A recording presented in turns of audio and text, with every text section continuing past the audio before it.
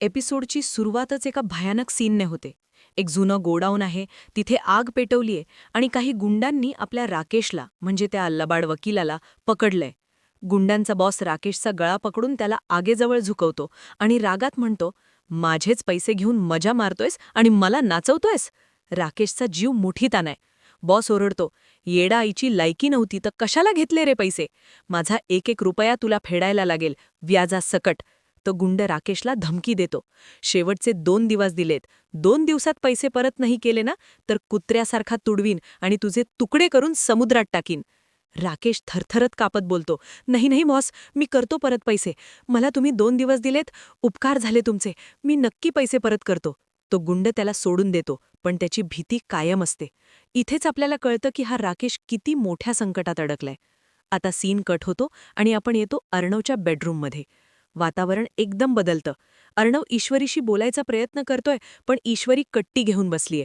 अर्णव ईश्वरीच्या मागे जातो आणि बोलतो, मिस इंदोर, मिस इंदोर, मला बोलायचंय तुझ्याशी. ईश्वरी कामात व्यस्त असल्याचं नाटक करत बोलते, सर, आत्ता माझ्याकडे वेळ नाहीये हा तुमच्याशी भांडायला. अर्णव समजावत म्हणतो, भांडायला? बोलायचंय तुझ्याशी. ईश्वरी एकदम उत्साहात, पण थोडं लाजून विषय बदलते.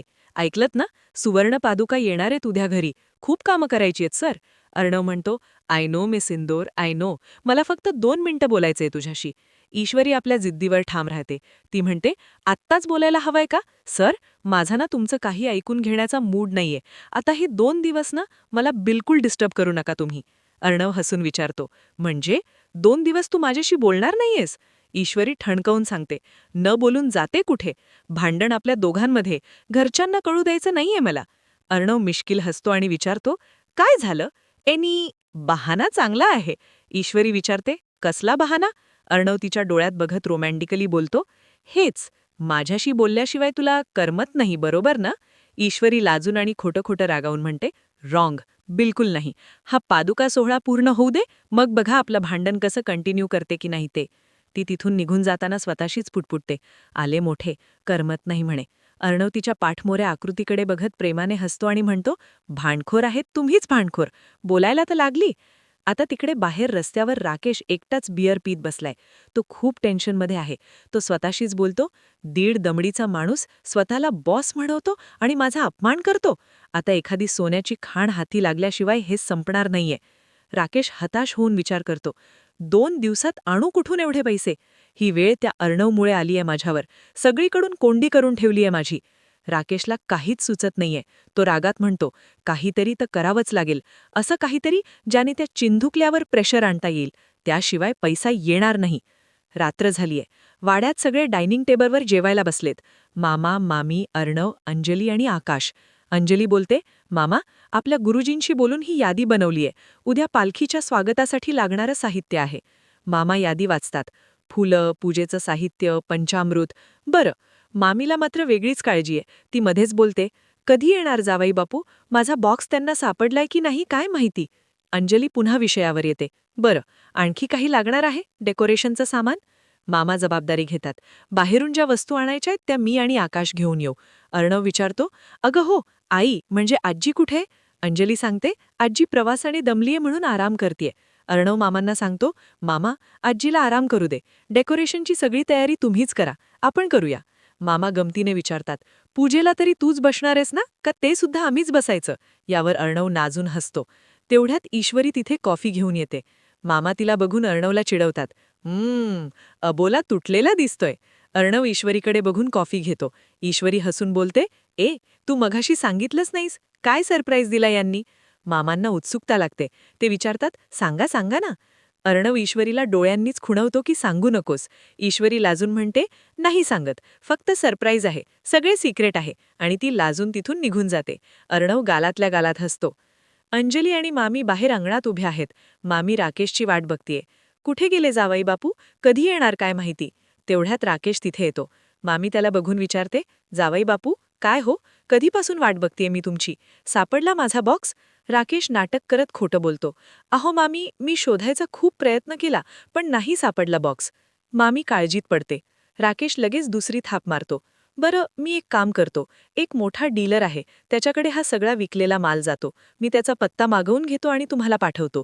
मामी त्याला आत जेवायला बोलावते, पण राकेश नकार देतो. तेवढ्यात अंजली आनंदाने एक मोठी बातमी देते. ती राकेशला म्हणते, तुम्ही कधी आलात? बरं ऐका ना, उद्या ना श्री दत्तगुरूंच्या सुवर्ण पादुका घरी येणार आहेत.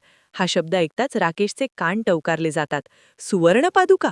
अंजली म्हणते, हो, त्यामुळे तुम्ही उद्या कुठे बाहेर जाऊ नका. आणि आजीसुद्धा आलीये, त्यामुळे तुम्ही घरी थांबलात तर आजीला खूप आवडेल. राकेशच्या मनात लाडू फुटतात. तो मनातल्या मनात खुश होतो. अरे वा वा, मी उद्या थांबेनच घरीच. अंजली आणि मामी आत जातात. राकेश तिथेच थांबतो आणि एकटाच हसतो. तो मनातल्या मनात म्हणतो, भंगार विकून पैसे मिळवायला बघत होतास?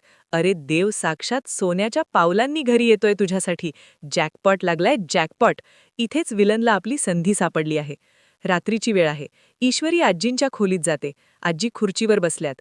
ईश्वरी प्रेमाने विचारते, आजी, बरं वाटतंय का थोडा आराम केल्यावर?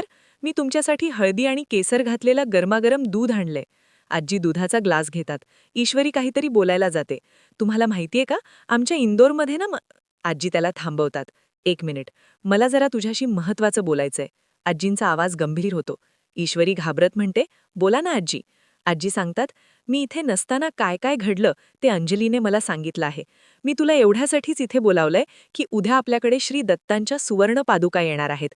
सून म्हणून तुला हे सगळं सांभाळायचं आहे. ईश्वरी आत्मविश्वासाने म्हणते, हो आजी, मी तर तयारीला सुरुवातही केलीये. आजी इशारा देतात, बरं केलंस. या सोहळ्यात कसलीही चूक होणार नाही, सगळं सागर संगीत पार पडेल हे बघण्याचं काम तुझं आहे. कारण हा राजे शिर्क्यांच्या इब्रतीचाही प्रश्न आहे. चुकलीस तर मी तुला कधीही माफ नाही करणार. ईश्वरी आजींना वचन देते, हो आजी, मी तुम्हाला वचन देते. हा सोहळा व्यवस्थित पार पडेल याची पूर्ण जबाबदारी माझी. आजी तिला जायला सांगतात.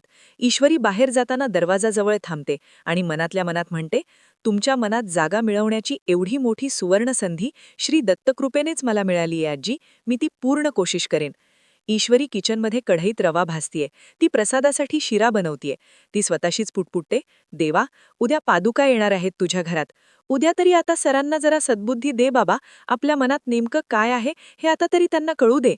तेवढ्यात अर्णव तिथे येतो. तो विचारतो, मिस इंदोर, एवढ्या रात्री किचनमध्ये काय करतेस तू? ईश्वरी म्हणते, अहो, प्रसादाची तयारी नको का करायला?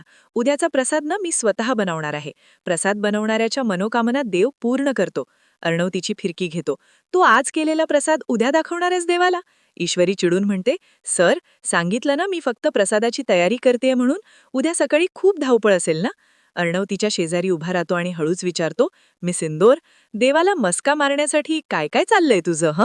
ईश्वरी म्हणते, ओ हेलो, मी जे काही करते ना ते अगदी मनापासून करते हं.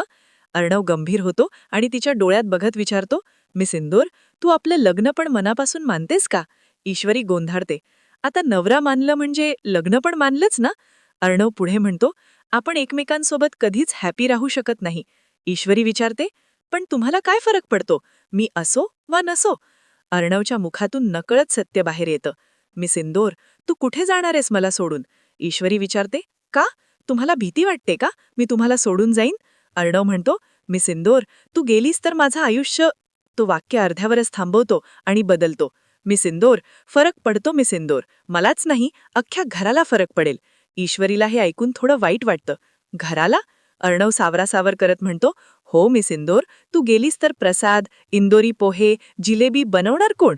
ईश्वरी रागावते, सर तुम्ही जा बघू इथून. सगळंच मजाक बनवून ठेवलंय तुम्ही.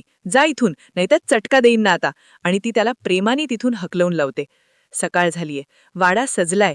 अर्णव, अंजली, आकाश, मामा, आजी सगळे तयार होऊन हॉलमध्ये उभे आहेत. ईश्वरी सर्वांना सूचना देते, जे पालखी घेऊन येतील ना त्यांची पाद्यपूजा करायची लक्षात ठेवा हं. औक्षणाचं ताट तयारच आहे. आकाश फोनवर बोलतो आणि सांगतो, पालखी आलीये घराजवळ. सगळे आनंदी होतात. पण आजींच्या लक्षात एक गोष्ट येते, अंजली, झाली ना सगळी तयारी? पण वल्लरी कुठे दिसत नाहीये? आकाश म्हणतो, हो, सकाळपासून मला पण मॉम दिसत नाहीयेत. आजी चिडतात, सकाळ सकाळी दिसली नाही म्हणजे? आज घरात पादुका येणार आहेत आणि ही अशी कशी कुणाला न सांगता गेली? अंजली आणि ईश्वरी काळजीत पडतात. आजी म्हणतात, पालखीच्या स्वागताला घरातली सून हजर असायला नको का? वल्लरी म्हणजे अगदी कहर आहे. अर्णव म्हणतो, आजी, रिलॅक्स व्हा, मी मामीला फोन करतो. तेवढ्यात मामी दारात हजर होतात. अर्णव म्हणतो, घ्या, आली मॉम. अर्णव मामीला विचारतो, अगं होती कुठे तू? मामी खोटं सांगते, जरा एक काम होतं ते करायला गेले होते बाहेर. आजी रागावतात, आज सकाळ सकाळी तुला बाहेर जायचं होतं का? अगं पण अशा वेळी जास्तीची कामं असतात. तू घरातली सून आहेस, तू घरात हजर असायला नको? मामी काहीतरी बोलायला जाते, पण ईश्वरी परिस्थिती सावेरते. आजी, जाऊ दे ना, आता नको हा विषय. पालखी येईलच आता. आजी सूचना देतात. पालखीचं स्वागत नीट होईल याची प्रत्येकाने काळजी घ्यायचीय. तेवढ्यात बाहेरून आवाज येतो. आकाश, अर्णव, पालखी आली रे. सगळेजण घाईघाईत बाहेर जातात. पण राकेश मात्र सोफ्यावरच बसला असतो. तो मनातल्या मनात हसतो. सगळे बाहेर गेल्यावर मामी राकेशकडे रागाने बघते. राकेश निष्पाप असल्याचं नाटक करत विचारतो, मामी, काय हो, बॉक्स कुठे? मी दिलेल्या पत्त्यावर गेला होतात ना तुम्ही? म्हणजे मिळाला ना बॉक्स? मामी त्याच्यावर भडकते. नाही हो जावई बापू, भलताच कुठला तरी बॉक्स दाखवला आणि म्हणाला, हा घ्या तुमचा बॉक्स. पण आता तुम्हीच सांगा, मी माझा बॉक्स ओळखणार नाही का? माझा बॉक्स नाहीये त्या माणसाकडे. राकेश नाटक करत म्हणतो, पण तरी. मामी त्याला थांबवते. आले आले आणि ती पण बाहेर जाते. राकेश एकटाच राहतो. त्याचा चेहरा बदल